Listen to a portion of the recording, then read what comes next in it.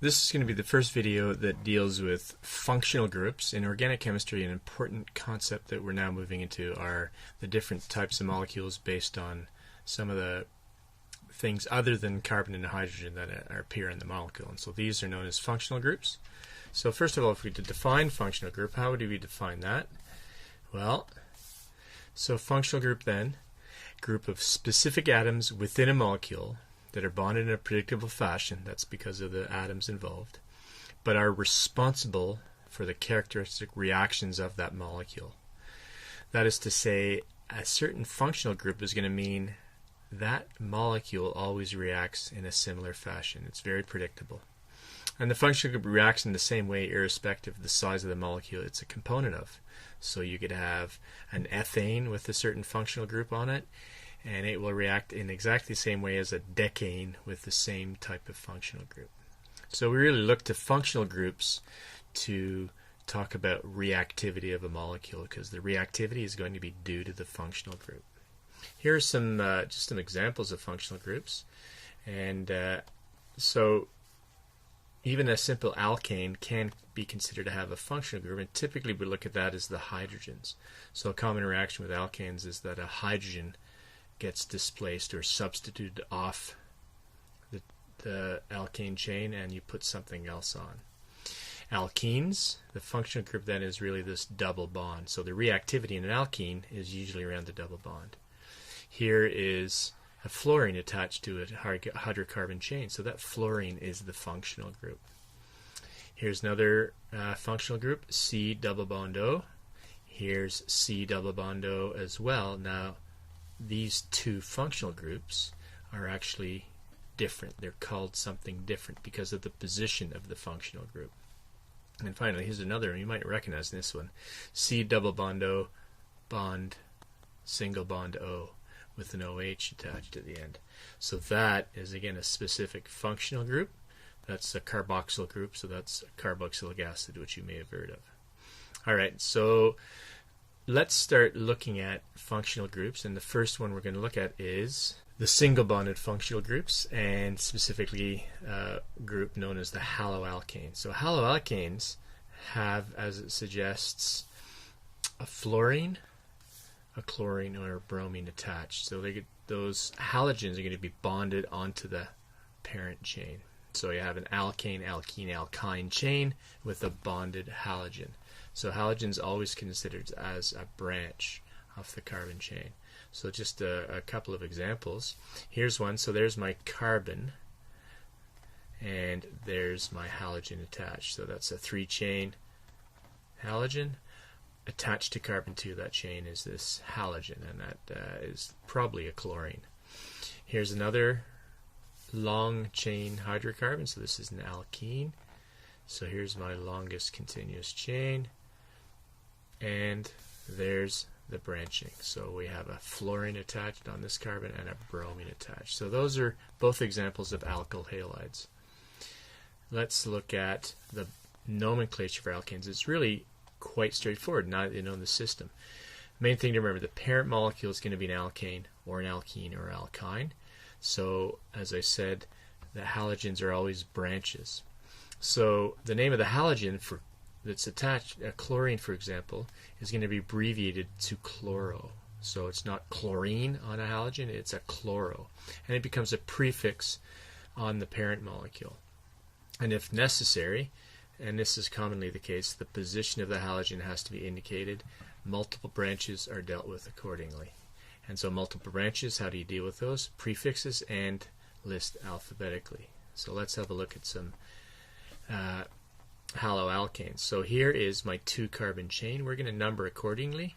1, 2. So that's an ethane, and what I have attached to my ethane is this bromine branch. So that becomes a bromo. So I'm just going to call that bromo ethane, and I don't need a number. I don't need the 1 for bromo, because if I move this bromo over here, this becomes carbon 1 and that becomes carbon 2. So I don't need the number in that instance.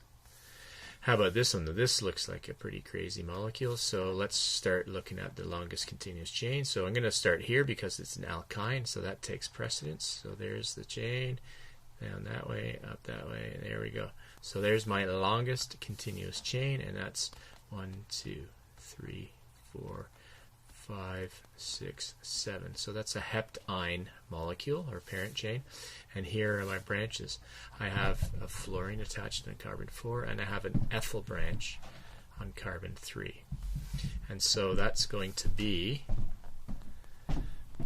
3 ethyl, 4 fluoro, hept, 1 ine, because it's an alkyne and we have to indicate the position of the bond, because that bond could be elsewhere in that molecule. But so there's the 3 ethyl and the 4 fluoro, so alphabetically E and F. How about drawing? Well, again, the system takes care of the drawing. It should be pretty straightforward. Hex 3, I draw that first. There's my 6 carbon chain, and on carbon 3, 1, 2, 3, I have the start of a double bond. So there's my hex 3-ene. On carbon 2, I have an iodine, iodo, and on carbon 4, I have a bromine, or bromo. And now I can add hydrogens. Carbon 2, or this carbon, yeah, that's carbon 2, only has a single hydrogen. Carbon 3 only has a single hydrogen. Carbon 4 is saturated, so there's no hydrogen in carbon 4. And there we go. So there is 4-bromo 2-iodo hex 3-ene. Para-dichlorobenzene. If you remember benzene, there's my benzene. Aromatic form of the benzene. Para, that, if you remember, means opposite. So para dichloro. So there's para-dichlorobenzene. It could also be called 1,4-dichlorobenzene.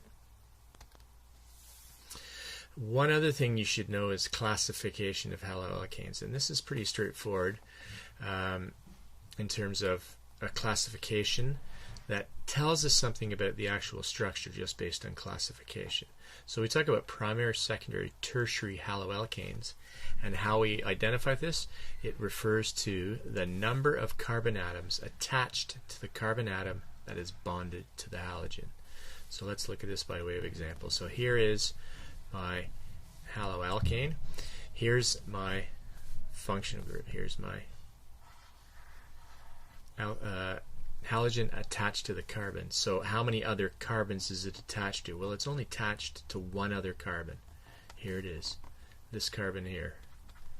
No other carbons attached, so that's known as a primary haloalkane. And this is, if that's a bromine, is just bromoethane.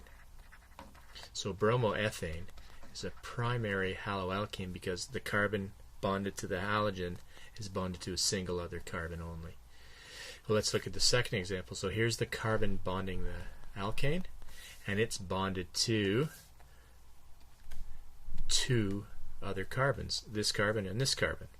Those aren't numbers, by the way, I'm just indicating how many there are. So the carbon containing the halogen is bonded to 2 other carbons, so that's a secondary haloalkane. And in this case, if this is chlorine, that would be called 2-chloropropane.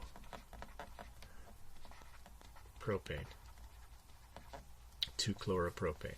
And so finally, tertiary, hopefully you've seen the way it works. There's the chlorine bonding, or carbon, sorry, bonding the functional group of fluorine in this case. And how many carbons is this bonded to? 1, 2, 3. So it's bonded to 3 other chlorines. So that's a tertiary haloalkane, and that would be called 2-fluoro, 2-methyl,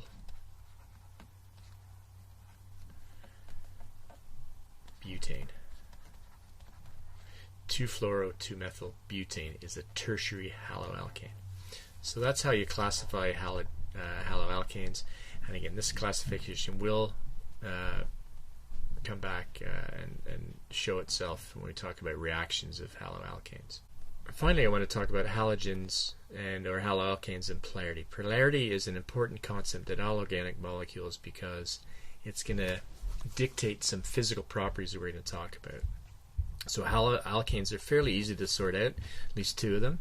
So certain halogens, namely fluorine and chlorine, have reasonably high electronegativities. Therefore, a carbon-fluorine bond and a carbon-chlorine bond, both of those are going to be polar, known as a bond dipole.